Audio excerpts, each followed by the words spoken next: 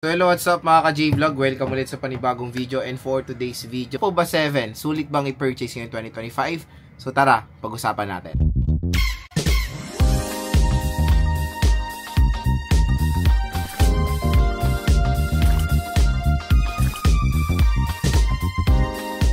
And mga idol, shoutout sa mga nakanood ng ating unboxing, full review, game test sa Tecno POVA 7, isa sa pinakasulit na entry-level smartphone ngayon 2025, especially when it comes sa gaming side. So, the Tecno POVA 7 is a 4G device na kakalabas lang ngayon 2025 with a SRP, suggested retail price, na 7,000 for the 8GB 128 at 8,000 pesos for the 8GB 256. Pero magandang balita, pag bibili nyo yan dito sa ating View Products, yung pinakamura niya na 8GB 128, there's a possible na pwede nyo ito makuha ng 5 plus. And yung 8,000 plus na 8GB 256, possible price pwede siya makuha ng 7,000 plus. So, 6 to 7,000 pesos. So, very, very affordable lang ang Tecno POVA 7 pag bibili kayo dito sa ating View Products dito. Kasi dito sa View Products natin mga ka-J-Vlog, meron pa po, bukod sa discount ni Tecno Official Store, meron pa po tayong discount sa ating mega voucher dito sa YouTube. So, ano yan kumbaga, pag click nyo yung product link, magge-generate na agad yung mega voucher natin. So, ganun yan. Up to 1,000 pesos off po ang pwede nyo makuha na discount. Pakita ko yung example sa inyo para makita nyo rin kung how to generate the mega voucher. So, ayan dito sa video natin, meron tayong makikitang view products. Ayan, may view products dyan. Or meron siyang shopping icon. Ayan, view products. Click nyo yan. Tapos, click nyo yung product.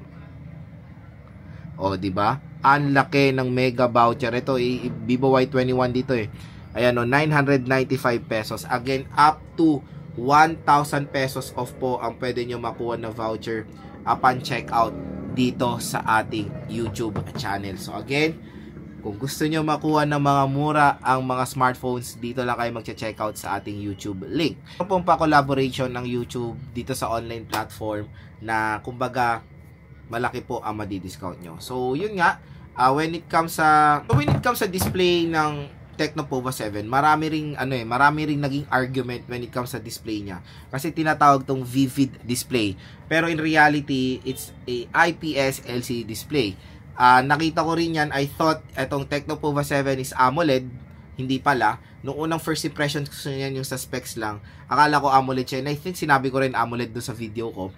Pero syempre nung in-unbox natin, na hands-on natin siya, na-realize natin, talaga siya, IPS. Kasi may-feel mo naman or makikita nyo naman agad ang impression ng isang AMOLED compare sa IPS.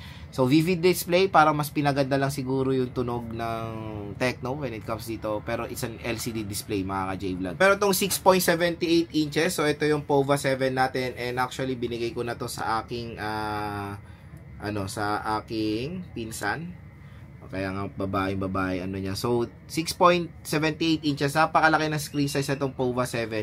And when it comes sa resolution niya, Full HD plus 1080p na to. For a price tag na 6,000 or makuha nyo nga siya ng 5,000 plus doon sa pinakamura, napakasulit.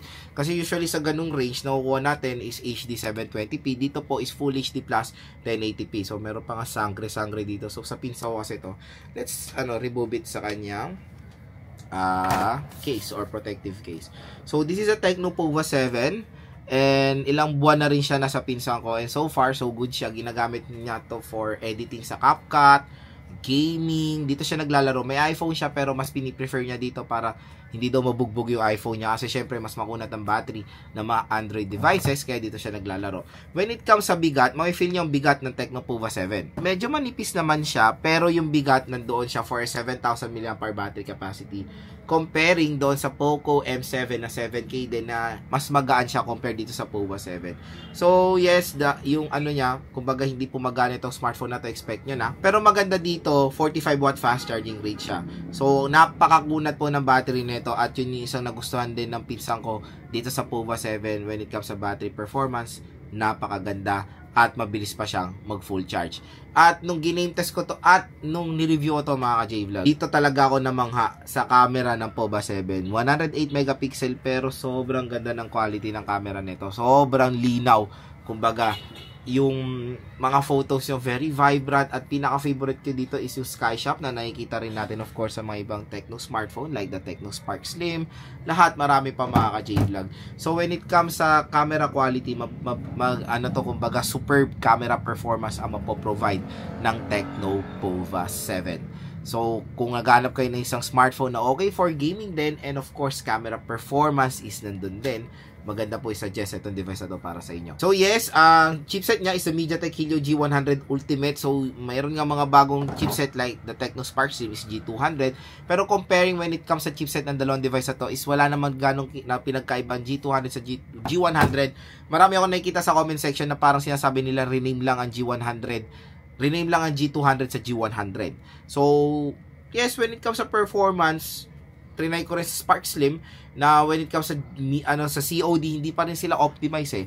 Dito, hindi pa rin optimize. I think ang graphics pa rin available dito is medium eh. So, hopefully, maayos na yan ang COD when it comes sa graphics. Pero yun, sa ibang laro, hindi pa rin po optimize ang G100. Pero so far, so good naman siya sa performance-wise or yung kanyang pagbibigay ng magandang gaming performance ay okay naman dito sa Tecno POVA 7. It can handle Genshin, it can handle WUWA. Sa WUWA may mga frame drops tayo na na-experience from time to time. Hindi siya ganun ka-smooth. Even Genshin Impact. Pero MOBA games, COD, kayang-kaya naman netong Tecno POVA 7 natin. Siyempre, the best part din dito is the speakers. Dual steer speakers din ng POVA 7. Ayan siya. So, napaka-excellent ng sound performance ng device na to. At sa design, mga gaming centric, very futuristic ang design nitong smartphone na to. Ayan, no?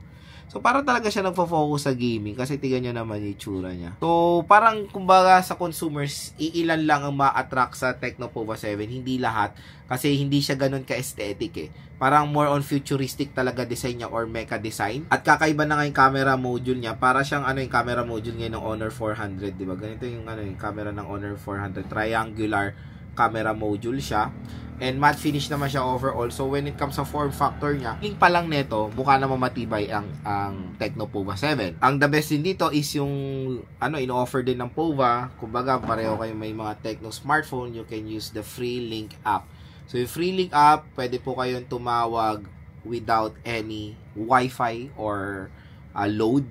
Basta meron, I think 1 kilometer range, pwede siyang gumana yung Free Link. Gagawa tayo ng video niyan about sa Free Link app para ma-explore pa natin further. Kumbaga, meron naman tayong mga Tecno smartphones dito na pareho. Quick reminder lang, gagana lang Free Link from Tecno to Tecno na meron pong kayanan ng Free Link application. I think yung Free Link technology na yan, including doon sa Infinix, is parang powered dyan ng Qualcomm technology. So yun mga ka-J-Vlog, when it comes sa kanyang storage, 8GB 128 and 8GB 256 is very, kumbaga, generous na si Tecno dyan. At okay na okay yan. Kaya kung meron kayo specific budget talaga, 5,000 makuha nyo, napakasulit na yan. Kung meron kayo extra budget, go for the 256, lalo na pag gagamitin nyo to sa gaming. Kasi to be honest, yung 128, nag-install ako ng 5 games. WUWA, Genshin, COD. Hindi pa nga full download ng resources ng COD. Konti na lang po yung naging available storage niya. Kaya maliit ng 128 kung puro kayo heavy games.